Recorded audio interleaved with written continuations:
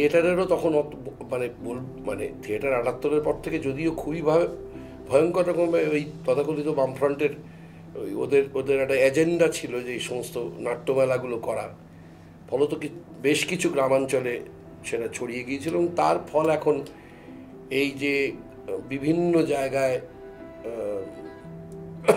এখন নাট্যগ্রাম তৈরি হচ্ছে।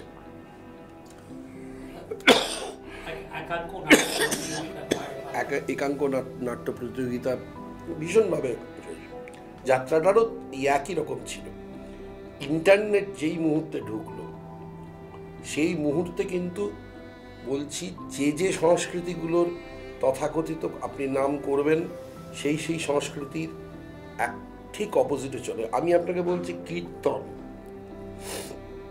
গ্রামাঞ্চলের এখনো খুব বড় জায়গা, কীর্তন এমনকি শহরাঞ্চলের কিছু কিছু বাড়িতে সেই কীর্তনের লোক বয়সের তফাৎ হয়ে গেছে, শ্রোতার তফাৎ হয়ে গেছে ভীষণ রকম ভাবে। খুবই যদি ধর্মীয় ভাবনার মধ্যে না সে যুক্ত থাকে তাহলে ইয়াং ছেলে মেয়েদের খুব একটা আপনি কীর্তনের আসলে দেখবেন না,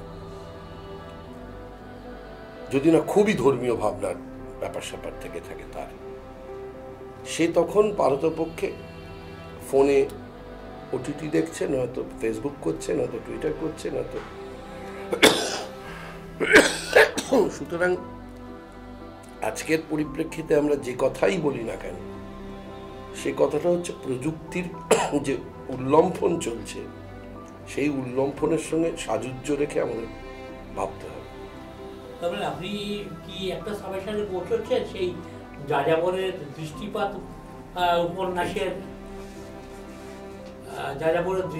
উপন্যাসের নায়ক চারুচন্দ্র আধারকারের বক্তব্য, বিজ্ঞান দিয়েছে বেগ কেড়ে নিয়েছে আগে, সেটা তো একটা হবে, কিন্তু মানুষের ইতিহাসটা তা বলে না। মানুষ তো একটুখানি মগজলা প্রাণী, তো মানুষ নানান রকম অবস্থার মধ্যে দিয়ে এসছে। আর আমি মনে করি যে থিয়েটারের সবচাইতে বড় গর্বের জায়গা যে মানুষের সভ্যতার উষালগ্নে তার জন্ম। অনেকে অনেক রকমভাবে বলেন, কিন্তু আমি প্রথম যে কথাটা বলি যেখান থেকে থিয়েটারের আমার নিজের মনে হচ্ছে থিয়েটারের উৎপত্তি, প্রথমে এসেছিল মিউজিক, তারপরে থিয়েটার। কেন বলছি? তারপরে পেইন্টিং। কেন থিয়েটার বলছি? এই যে বড় জন্তুটাকে কি করে মারলো, এই যে যারা যায়নি তাদেরকে এনাক্ট করে দেখানো হতো, তো ওখান থেকেই তো থিয়েটারের জন্ম হয়েছে। তো থিয়েটার মানুষের সভ্যতার উষা লগ্নের থেকে আছে, এবং যতবার প্রযুক্তিগত এই এখন এআই এর দাপট, আর্টিফিশিয়াল ইন্টেলিজেন্সের দাপট, সেই দাপটের মুখে দাঁড়িয়েও থিয়েটার কিন্তু মানে একটা কথা, খুব সহজ কথা, আমি প্রায় সর্বত্রই বলি, আপনার আলোচনার সূত্রে এখানেও বলছি, মানুষ ভীষণ প্রত্যক্ষের পিয়াসী। আজকে এই মুহূর্তে ফ্রান্সে অলিম্পিক চলছে, সর্বাধুনিক প্রযুক্তির না মানে সর্বাধুনিক প্রযুক্তি তার বাড়িতেই রয়েছে, তাহলে সে কেন দৌড়ে দৌড়ে এসে ভরাচ্ছে, স্টেডিয়ামে বসে থাকছে? সে তো সেই 100 মিটারের দৌড়টা সে তো বারবার চালিয়ে দেখে নিতে পারত, আরো ভালো দেখতে পারত স্লো মোশনে। কেন দেখছে না? তার কারণ মানুষ ভীষণ প্রত্যক্ষের পিয়াসী। মানুষের শরীরে শরীর লাগিয়ে, নিঃশ্বাসে নিঃশ্বাস লাগিয়ে সে ওই মুহূর্তটাকে জানতে চায়, দেখতে চায়, ধরতে চায়। তো সুতরাং যত রকম প্রযুক্তির আসুক না কেন, আমার দৃঢ় ধারণা যে মানুষ যতক্ষণ এই চামড়াটা আছে এবং তার তলায় যে নার্ভাস সিস্টেমটা আছে এটা, এবং যে অ্যাড্রেনালিন রাশটা আছে, সেই অ্যাড্রেনালিন রাশের সঙ্গে ওই ক্যালকুলেটিভ ইন্ট্রোস্পেকশনটা আমার মনে হয় না মানে এটা একটা বিরাট সংঘাত মানুষের জীবনে। তা আপনি তো সেই আপনার কথাটা কন্টিনিউ করলেন। অ্যাকচুয়ালি গিরিশ কান্নারা হ্যাঁ ছোটবেলায় দেখতে গিয়ে আমি কোথায় কন্ট্রাডিক্ট করলাম? আচ্ছা, বিজ্ঞান এই যে থিয়েটার কেন দেখছে না, মানুষ শিফট করে যাচ্ছে? না, থিয়েটার দেখছে তো, ভালো থিয়েটারগুলো দেখছে, শিফট করে যাচ্ছে লোকে, আপনি বলেন না কই আমাদের অভিজ্ঞতাটা তা নয়। আমাদের থিয়েটারের দলে প্রায় প্রতি মাসেই নতুন ছেলে মেয়ে তারা যাতায়াত করছে। তো আমি যাতায়াত শব্দটা বলেছি, কিন্তু তারা আসছে, আবার চলেও যাচ্ছে, কিছুদিন বাদে আবার আসছে। এবং আমরা যে প্রোডাকশনসগুলো ভালো করে করতে পেরেছি সেই প্রোডাকশনসে মানুষ এসেছেন, দেখেছেন, আবার অন্য লোককে নিয়ে এসেছেন।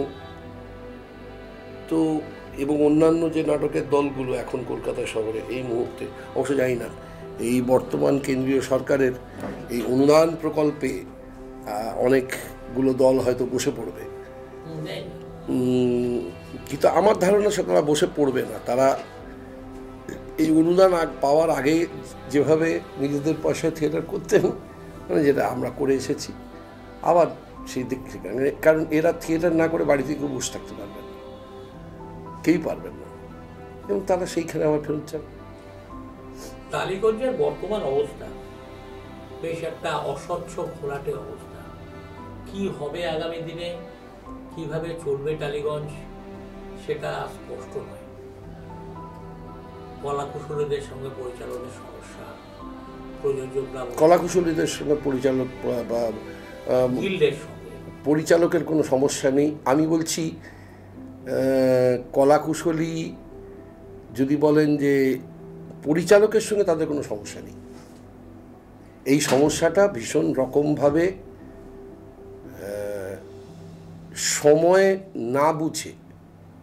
সময়কে না বুঝে প্রযুক্তির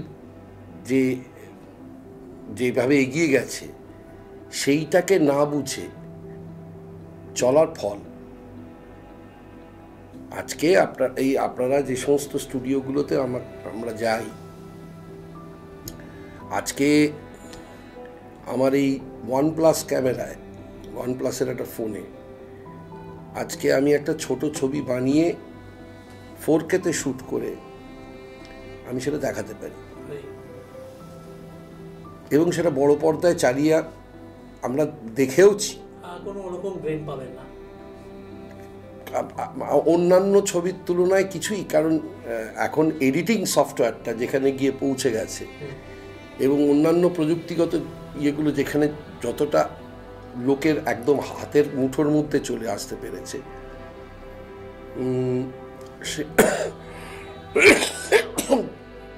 সেক্ষেত্রে আমাকে ভাবতেই হবে যে কতটুকু প্রয়োজনীয়, কতটুকুর বাইরে। এবং আমি আপনাকে বলছি এটা সহজ জিনিস, সেটা হচ্ছে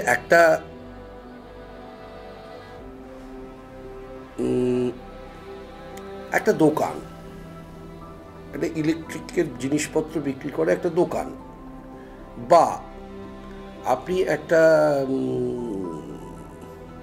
এই যে লাইটের স্ট্যান্ডটা যেখানে তৈরি হচ্ছে সেইখানে একটা কারখানা, তো এই কারখানায় এখন মেশিন যেখানে গিয়ে পৌঁছে গেছে সেখানে তো অত লোকের দরকার নেই।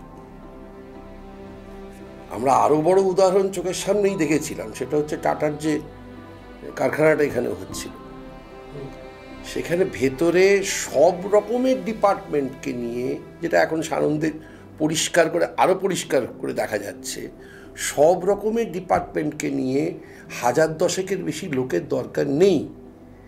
তার কারণ কি করে ওই একটা মানে এক দিনে কি করে 15টা করে গাড়ি বেরোচ্ছিল, কারণ কনভেয়ার বেল্টের মাধ্যমে সমস্ত তার স্ক্রু, নাট ইত্যাদি ইত্যাদি এসে যাচ্ছিল।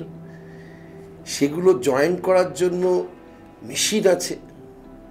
শুধু একদম যে প্রসেসটার মধ্যে দিয়ে যাওয়া হচ্ছে সেখানে মানুষ প্রায় নেই।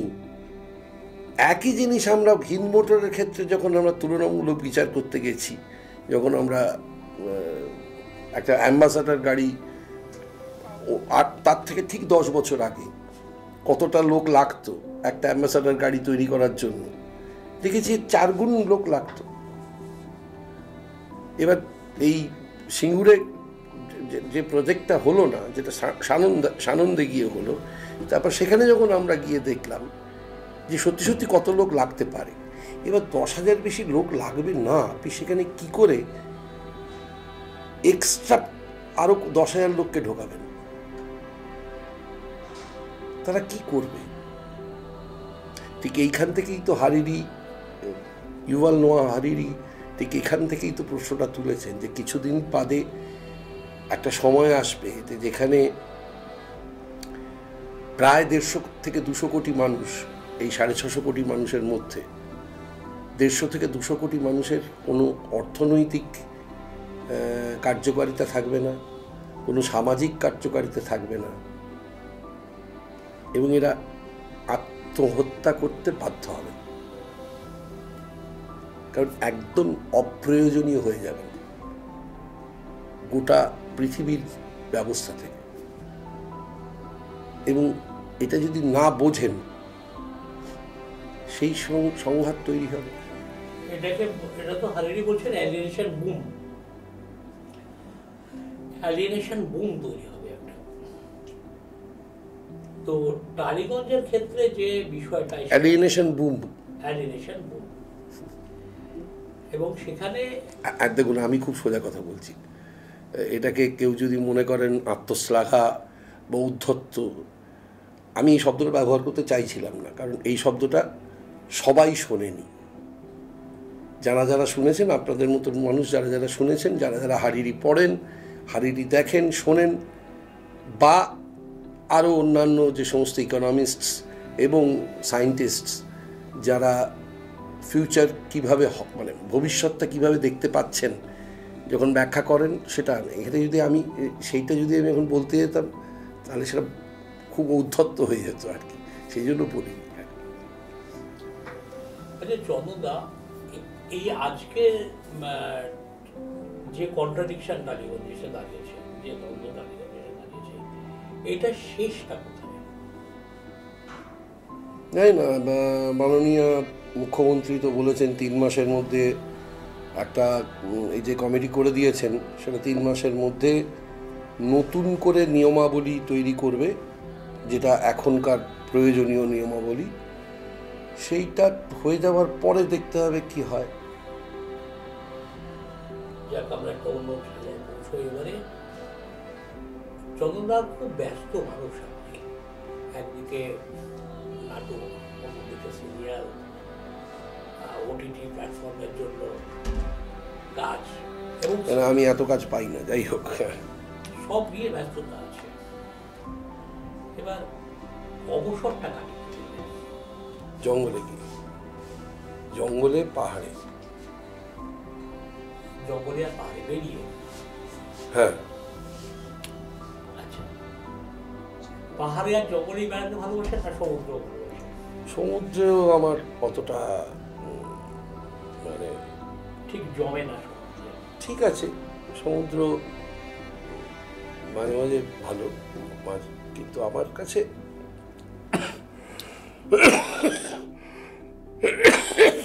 ভীষণ আকর্ষণীয় হচ্ছে আমার সহপ্রাণীরা, তারা আমার কাছে বিশেষ আকর্ষণীয়।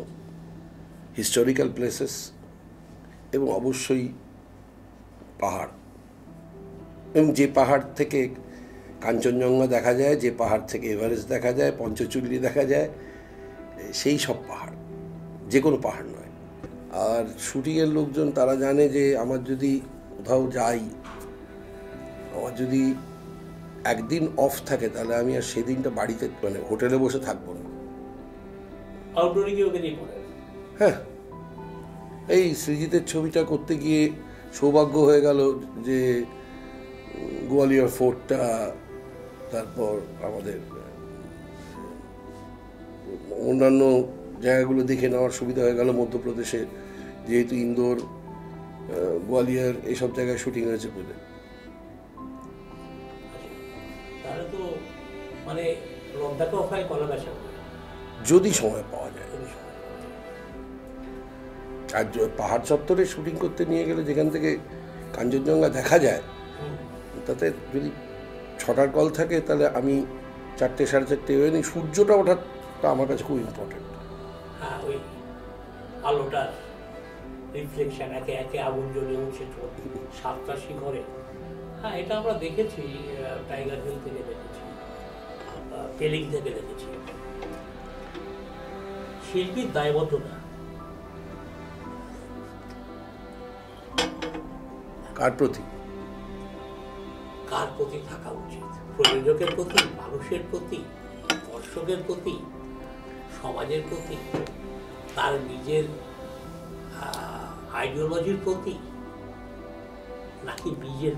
আইডিওলজি যদি থাকে তাহলে সেই অনুযায়ী বাকি সবটা হয়। মতাদর্শ আপনার জীবনকে যদি নিয়ন্ত্রণ করে, মতাদর্শর প্র্যাকটিসটা যদি তা আপনার জীবনের একটা অন্যতম নিয়ন্ত্রণের ক্ষেত্রে হয়, যেমন যারা ধর্মপ্রাণ ইসলামী মানুষ, তাদের কাছে কোরআন কথিত মতাদর্শটা, বা আমাদের এখানে যারা মানে শৈব বা শাক্ত বা বৈষ্ণব বলতে কিন্তু আমি বিষ্ণুর উপাসককে বলছি, আমি তাদের মতামত, তাদের মতাদর্শ তো সেই অনুযায়ী তো তাদের জীবন নিয়ন্ত্রিত হয়। তাহলে তখন তার দায়টা সেইভাবেই তো চলতে থাকে। এবার একজন শিল্পীর প্রাথমিক, আমি মনে করি প্রাথমিক, আমার এটা একদম ব্যক্তিগত মতামত, প্রাথমিক দায় হচ্ছে সমাজের প্রতি, প্রাথমিক দায়। তার কারণ সে মতাদর্শ তৈরি করতে পারে, মতাদর্শের বিভিন্ন ব্যাখ্যা করতে পারে, মানুষ সেই অনুযায়ী চলতে পারেন। সেখানে ভুল পথে চালিত করা বা অন্যভাবে তাকে উদ্বুদ্ধ করা বা যা কিছু, সেটা তার প্রাথমিক দায় বলে মনে করি। তার আরেকটা বড় কারণ হচ্ছে তিনি যদি 24 ঘন্টার শিল্পী হন, আমাদের তো আবার অনেক রকমের প্রান্তিক শিল্পী, হ্যাঁ প্রান্তিক শিল্পী সে তিনি 24 ঘন্টা, মানে আমাদের ছৌ শিল্পীরা তারা তো আগে চাষবাস করবেন, খেতে পাওয়ার একটা ব্যবস্থা করতে হবে, তারপর তো এসে সন্ধ্যেবেলাগুলো বসে পড়বেন এবং প্র্যাকটিস করবেন। যে কোনো লোকাঙ্গিকের মানুষই তাই, আগে খাওয়ার ব্যবস্থা তো করতে হবে, তারপর এসে আমাদের এখানেও যারা 24 ঘন্টা, মানে যারা এখান থেকেই খান, সাহিত্যিক বলুন, ছবি আঁকিয়ে বলুন, নৃত্যশিল্পী বলুন, মৃৎশিল্পী বলুন, তাদের তো এইখান থেকেই খাওয়া, তো তাদের দায়বদ্ধতা তো সবচেয়ে বেশি তাদের ভোক্তাদের কাছে। যিনি যে শিল্পই করুন, তার যে ভোক্তা আছে তার কাছে তো দায়বদ্ধতা সবচেয়ে বেশি। কেউ কেউ হয়তো উত্তর দেবেন দায়বদ্ধতা আগে নিজের কাছে, ঠিক মতন করে আমি ওইটা করছি কিনা, আমি সেখানে কোনো ফাঁকিবাজি করছি কিনা, এটা হয়তো উত্তর দিতে পারেন। কিন্তু সামগ্রিকভাবে মনে করি ওই মতাদর্শটা কি, সেইটাই আমার মনে হয়, সেটা যদি প্র্যাকটিসড হয় নিজের জীবনে, তাহলে সেই অনুযায়ী বাকিটা সাধিত হতে পারে। একজন শিল্পী হয়ে ওঠার পেছনে তার একটা অনুপ্রেরণা লাগে। একজন শিল্পী বেড়ে উঠছে, পশ্চিমবঙ্গে অনুপ্রেরণার তো কোনো অভাব নেই। আপনার জীবনে কি ছিল? পশ্চিমবঙ্গে তো অনুপ্রেরণাই একমাত্র অনুপ্রেরণা আর কি। যাই হোক, আপনার জীবনে এই শিল্পী বাবা মা, মূলত মা। যদি আপনি অভিনেতা না হতেন, চন্দন সেন অভিনেতা নাট্যকার হলেন না, পরিচালক হলেন না, কি হতেন? আমি জানি না, সেইটাই হচ্ছে, সেইটা যাতে সুযোগ পাই, সেইটাই আমার মা নিজে না খেয়ে আমি যাতে সুস্থ থাকি, আমি যেন সেই কাজগুলো করতে পারি, সেটা তার টিভি হোক বা তার অত্যন্ত স্বল্প মাইনের চাকরি করতেন আমার মা। খুবই নিম্ন মধ্যবিত্ত বলাটাও বোধ হয় খুব ভুল। সারা জীবন 410 স্কোয়ার ফিটে মানুষ হয়ে এসেছি, এক্স্যাক্টলি 410 স্কোয়ার ফিট। আমার জীবনের প্রাইম টাইমটা কেটেছে হচ্ছে 410 স্কোয়ার ফিটে। কিন্তু ওটাতে আমার কোনো অসুবিধের জায়গা তাতেও যাতে আমার কোনো অসুবিধে না হয়, সেটা আমার মা এনশিওর করেছিলেন। নিজে না খেয়ে অতিরিক্ত পরিশ্রম করে এনশিওর করেছিলেন যাতে আমি 24 ঘন্টাই থিয়েটারের সঙ্গে যুক্ত থাকতে পারি, 24 ঘন্টাই আমি যা করতে চাই সেটা করতে পারি। অনেক শিল্পী তৈরি হন একটা মতাদর্শ তাকে নির্দিষ্ট রাস্তায় ফেলে দেয়। আমরাও তাকে সেই মতাদর্শে চিনি। পরবর্তীকালে তার আচম্বিত পরিবর্তন ঘটে, একেবারে মেটামরফোসিস। এটা কেন? এটা হতে পারে, এটা হতে পারে নাটাকে আমি অস্বীকার করি না। অনেক মহৎ শিল্পীর ক্ষেত্রে এই ঘটনা ঘটছে। না, হতে পারে, আমি অস্বীকার করি না। যদি মতাদর্শটা, আপনি যে কথাটা বলার চেষ্টা করছেন, ধরুন বাম মতাদর্শ পশ্চিমবঙ্গে যেটা বলার চেষ্টা করছেন, এক তথাকথিত বামপন্থী মতাদর্শ থেকে কি করে দক্ষিণপন্থী মতাদর্শের মধ্যে গিয়ে আশ্রয় নেয় বা আরো অন্য কিছু, আমি ঠিক এইটা মনে করি যে এরা শ্রেণী মতাদর্শে বিশ্বাস করতেন না, বা শ্রেণী বর্ষের প্রতি কি বলবো, মানে শ্রেণী মতাদর্শটাকে গ্রহণ করেননি। তার বদলে পার্টির মতাদর্শটাকে গ্রহণ করেছেন, দলীয় মতাদর্শকে গ্রহণ করেছেন। দলীয় মতাদর্শ বামপন্থী কোনো, মানে মার্ক্সবাদী কোনো মানুষ, মার্ক্সবাদ লেনিনবাদ পড়েছে এমন কোনো মানুষ, সে বাধ্য হবে হেগেল পড়তে, বাধ্য হবে বিবেকানন্দ পড়তে, বাধ্য হবে বিদ্যাসাগর পড়তে, বাধ্য হবে, কারণ ওই মতাদর্শটাই তাকে বাধ্য করবে যে অ্যাবসলিউট বলে কিচ্ছু নেই। তোমাকে উল্টো দিকের মতাদর্শটাকে ভালো করে বুঝতে হবে, জানতে হবে, এবং তোমার সহযোগী মতাদর্শকে ভালো করে বুঝতে হবে, জানতে হবে, তবেই তুমি এই মতাদর্শের পরিবর্তিত যে সময় আসছে তার সঠিক প্রয়োগ করতে পারবে। আমি আবার শব্দটা বলছি, পরিবর্তিত যে সময় আসছে তার সঠিক প্রয়োগ করতে পারবে, কারণ মূল ভাবনাটা এক। আমি যেমন খুব স্পষ্ট করে মানে যে কোনো লোককে বলি যে মার্ক্সবাদ বুঝবি, সিরিয়ালটা বুঝ, তাহলেই মার্ক্সবাদ বুঝিয়ে নি। ওখান থেকেই উদ্বৃত্ত এবং মুনাফা কি করে তৈরি হয় আমাদের জীবনে সবচেয়ে, আমাদের মতো শ্রমিকদের কাছ থেকে জানাটা সবচেয়ে ভালো। আমরা 22 মিনিটের জন্য একটা এপিসোড করি, শুটিংটা তো হয় 24 মিনিটের, 26 মিনিটের। এই বাকি 3 মিনিট 4 মিনিটের টাকাটা তো আমাদের দেওয়া হয় না। এটাই তো আমার শ্রম চুরি, এবং এই শ্রম চুরি একটা সময় বাড়তে বাড়তে উদ্বৃত্তে পরিণত হয়, সেখান থেকে মুনাফা তৈরি হয়। এতে এদের সহজ করে বোঝানোর মানে